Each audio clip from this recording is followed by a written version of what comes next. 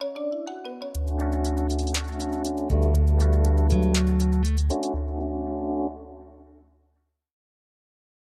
question qu'on peut se poser, c'est qu'est-ce qu'on peut faire aujourd'hui réellement par rapport à ces questions de l'environnement, de réchauffement climatique, étant donné que personne ne le nie aujourd'hui, Mmh. on est vraiment un problème très grave qui va venir de plus en plus prégnant avec les Ouais. années qui viennent. Mais concrètement, qu'est-ce qu'on peut faire? Est-ce qu'on peut arrêter le développement économique? Par exemple, en France, on a eu tout un débat sur la Mmh. 5G. Est-ce que c'est raisonnable d'arrêter la 5G nous seuls en France ou en Europe alors que le monde entier le développe? Comment on fait pour réconcilier, pour aller de pair cette idée qu'il faut préserver l'environnement, il faut changer de modèle économique et en même temps, il faut vivre aujourd'hui, il y a les problèmes d'emploi, Mmh. de partage, des sociales, etc. Comment on résout ce conflit-là dans le temps présent, quoi, pas seulement sur 20 ans, mais aujourd'hui? Alors, qui veut se lancer dans ce grand, grand, grand sujet? On avait, commencé à préparer, un interview avec, Samuel Fourfary, qui est un chrétien, puis est professeur, je pense de De géopolitique de géopolitique, l'énergie, de l'énergie, à exactement. l'Université libre de D'accord. Bruxelles. Ouais et Il est à Bruxelles. ouais, Oui, ouais et c'est, très intéressant, thèse très intéressante qui défend, puis il rappelle que, Heu, bon, c'est facile dans l'abstrait de dire: «Ouais, il faut réduire les gaz à Les effet de émissions, serre, les émissions», mais je veux dire, les hôpitaux, émettent des émissions, c'est notre manière de vivre dans le fond, là, les c'est écoles, ça. Mmh. l'internet, c'est pas donc souvent les gens, ont l'impression que, tu sais, heu, le réchauffement climatique, c'est à cause des grosses compagnies, des grosses usines, des grosses entreprises, puis, bon, des gros paquebots, sans souvent réaliser que ben, les gros paquebots, c'est ce qui amène la nourriture à leur table. Puis les grosses usines, c'est ce Mmh. qui produit leur meuble Ikea. Donc, à quelque part, c'est comme il y a pas une déconnexion entre notre consommation individuelle puis tous ces enjeux-là. Et Ikea, c'est chez vous aussi, Ikea? Ouais, c'est bah, c'est partout, partout. partout, c'est partout. Euh, mais la question du climat, je pense qu'il y a comme un problème d'hubris, hein, tu sais, cette idée-là d'aller au-delà de nos capacités. Il y a comme une hubris technologique où ce qu'on se dit, ben, euh, il n'y a aucune limite que la technologie peut nous imposer ou que la nature peut nous imposer. Puis on est allé trop loin, je pense, au niveau du développement ou en tout cas au niveau des émissions, de la pollution. Mais on dirait dans le discours climatique, j'entends un autre genre d'hubris aussi aujourd'hui. Puis c'est un hubris moral. C'est un hubris qui me rappelle un peu l'avertissement que Moïse donnait au peuple quand il avait lu la loi dans Deutéronome. Hein. Puis il leur rappelle, vous y arriverez pas, vous ne serez pas capable. Ouais. Puis le peuple dit, non, non, non, on va obéir à la loi, on va faire la loi. On va Puis le faire, oui, on oui. va le faire. Puis on dirait, on est encore aujourd'hui dans l'idée de dire, ben, on va y arriver à limiter le réchauffement à 2%, puis on va couper les émissions. Puis quand on s'arrête, puis on regarde vraiment qu'est-ce que ça exigerait pour réduire les émissions, comme c'est clair que on a échoué, on a déjà échoué. Il est trop tard pour couper les émissions en dessous du seuil de 2 degrés. C'est juste évident. Puis la géopolitique fait en sorte que même si en Europe, vous êtes bon pour couper vos émissions, je veux dire, la Chine, l'Inde commencent à se développer. Puis qui est-ce qu'on est, nous, pour leur dire, ben, vous n'allez pas avoir d'électrification? Je veux dire, le pays n'est même pas nécessairement complètement électrifié en Inde. Qui est-ce qu'on est pour leur dire, ben, vous n'aurez pas, vous, d'électricité dans les résidences, puis vous allez devoir limiter votre développement pour protéger la planète du réchauffement climatique. Donc, une des choses que professeur Fourfary propose, puis je suis quand même d'accord avec ça, c'est de dire, ben, il faut vivre avec la réalité du réchauffement climatique. Puis il faut travailler à ce qu'on ait encore les conditions matérielles pour développer des moyens technologiques pour mitiger l'impact du climat. Donc Pour limiter son impact. d'accepter que il est trop tard, puis ça va arriver. Donc, à quelque part, à certains égards, il va falloir qu'on abandonne des zones côtières, qu'on, qu'on s'adapte à un climat plus chaud, un climat plus incertain, mais qu'en même temps, on ne coupe pas les émissions au point où ben, on n'est plus capable de développer des technologies pour combattre les émissions dans le futur. Oui, mais ça, c'est une vision optimiste un peu de l'affaire, parce que c'est d'accord s'il n'y a que d'envahissement de quelques côtes, le recul des habitations auprès des côtes, d'accord, mais il y a des pays entiers comme le Bangladesh qui seront rayés de la carte si on accepte ça. Et d'autre côté, on peut aussi dire, Mhm. Comment il s'appelle, Dominique Bourg, qui est un philosophe qui s'occupe Mhm. de ces questions-là en Suisse, dit que le problème, c'est que si on a des étés comme on a eu en France il y a 2 ans à 45 degrés, la photosynthèse ne se fait plus. Donc, on va avoir une baisse des productions agricoles qui serait Mhm. absolument Mhm. énorme, drastique. On n'arrivera même pas à nourrir la population du monde. Donc, je veux Mais, dire, mais- il y a mais des ça, enjeux qui sont considérables. moi, je suis d'accord, ça serait la catastrophe. Mais le problème, c'est que le Bangladesh, il est déjà trop tard. Il est Ouais. déjà trop tard à cause des émissions qui sont déjà sorties, à cause du méthane qui est en train de sortir du pergélisol dans le nord. Je veux dire, il est déjà trop tard. Il y a comme un deuil à faire. Il y a comme...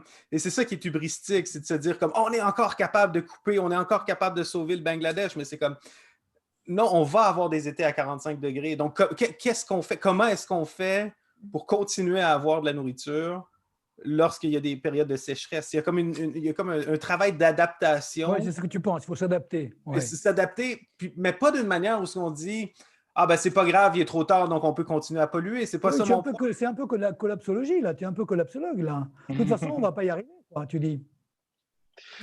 Alors, Ben, la collapsologie prétend pas forcément qu'on va de toutes les façons pas y arriver, mais le fait qu'on va vers un mur, ça c'est Qu'on sûr. va c'est vers un ça. Et désastre, une catastrophe. c'est ça. Mm. Il faut réaliser que qu'il y aura des dérangements et que ces dérangements vont aller croissant, simplement parce qu'on est en train de vivre le résultat d'à peu près 150 à 200 années de Oui. développement industriel. Et on est en train, en 2021, de subir les conséquences des émissions qui ont eu lieu dans les années Oui, 50 ou parce qu'il y a une grande 60. inertie, ouais, c'est vrai. Voilà, exactement. Donc il faut prendre ça en ligne de compte et donc s'adapter. Réaliser aussi qu'on est sur une planète qui est mondialisée. On ne peut pas réfléchir aux questions d'environnement juste à l'échelle nationale. Et dans l'Union européenne, il y a ce mantra là qui est répété depuis pas mal de temps. C'est une notion très importante. C'est celle du découplage. Et découplage, en fait, c'est l'idée selon laquelle on a pu prouver avec l'expérience de l'Europe que la croissance économique ne doit pas forcément aller de pair avec une croissance des émissions de gaz à effet de serre. Et ils ont des grands graphiques pour montrer que, en On fait, peut découpler. voilà, c'est ça, on peut découpler les deux. Certes, il y a un découplage, mais moi, j'ai envie de plaider pour un recouplage aussi des lois de l'économie avec les lois de la morale. Parce qu'il y a une question de justice climatique. Comment est-ce que, comme Jean-Christophe l'a dit, comment est-ce qu'on peut remettre en question le droit d'autres personnes à se développer quand, ben voilà, en Europe, ça fait 150 ans qu'on le fait. Et l'Inde, elle vient à peine de commencer, l'Afrique aussi. C'est pas juste, en fait. Et donc, il faut se reposer les questions de la morale et de l'éthique au-delà de juste le choc et l'alarme devant le changement climatique. Non, mais tu dis en même temps qu'on peut faire quelque chose. Tu dis pas il faut rien faire, c'est inéluctable de toute façon. Il ne s'agit pas de prendre aucune mesure. On peut effectivement prendre beaucoup de mesures pour Absolument. réduire l'impact des effets de gaz à effet de serre. Oui, Mais ça veut absolument. dire un changement de vie quand même. Est-ce que ça ne veut pas dire un changement de comportement pour nous?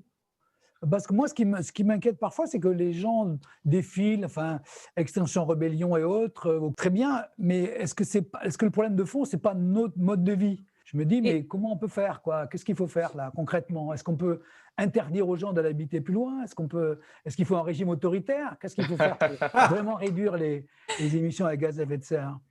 je lisais il y a pas longtemps que, on parle souvent du fait que, la viande rouge, c'est extrêmement polluant. Pour, tout le système, de nourriture, des bœufs et tout ce que cette, agriculture, agroalimentaire, implique. Mais finalement, en pôle position, il y a également le chocolat et le café qui sont extrêmement polluants parce que, ben, on le sait bien, hein, c'est pas à Paris, c'est pas, à l'Élysée, que poussent les cacaotiers, et qu'on produit, du café. Est-ce qu'on est prêt à aussi, endosser les sacrifices, qui justement permettraient qu'on réduise, les gaz à effet de serre? Et je crois qu'on arrive moins à être indigné envers nous et pourtant, je pense que, ben, 2 poids 2 mesures, c'est pas nécessairement juste. Si on veut avoir une bonne éthique environnementale et si on veut porter le projet, ben, jusqu'au bout, bah, peut-être que ça veut dire qu'il faut, consommer moins de streaming, consommer moins de café et je le dis à moi-même avant de Ah le dire oui. aux auditeurs, Mmh mh. et je pense en tout cas ça appelle, à une cohérence et de s'indigner tout autant de projets de loi insuffisants, que face à nos propres incohérences en tant qu'individus. Pour faire un tout petit peu de théologie là, pour Ouais. finir, est-ce il y a pas mal de gens qui disent au fond, c'est la Genèse, c'est l'origine, c'est la Bible qui donne en fait cette idée que l'homme doit se développer, doit crasser, multiplier, exploiter la nature. Est-ce que vous pensez que le christianisme a une responsabilité, morale, on va dire, ou théologique, je ne sais pas comment la nommer, dans ce qui nous est arrivé, dans cette espèce de frénésie de consommation, de développement? Est-ce que vous pensez qu'il y a un lien ou vous pensez que ça n'a strictement rien à voir? Christelle? Alors, je dirais, oui, je pense qu'il y a un lien avec le christianisme, mais je pense, c'est mon opinion, hein, je pense que ce lien est un lien hérétique. Je m'explique. Mhm. Tout à fait Euh, d'accord. je m'explique. Donc, l'essor du capitalisme est basé sur une compréhension selon laquelle, et vraiment une théorie qui a des racines théologiques, hein, Peter Mandeville, Adam Smith, selon laquelle les vices individuels deviennent des vertus collectives. C'est-à-dire, si j'ai envie de consommer encore plus, je vais toujours rencontrer quelqu'un qui sera capable de me donner de quoi satisfaire ce dont j'ai Mmh. envie, Mhm. peu importe ce dont j'ai envie.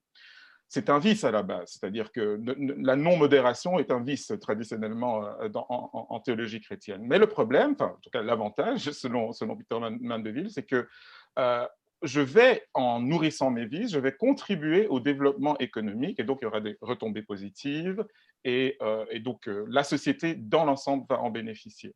C'est cette théorie-là qui a légitimé en fait l'essor du Ouais, de capitalisme la avec des résultats très positifs et dont il faut être heureux, mais aussi des résultats délétères.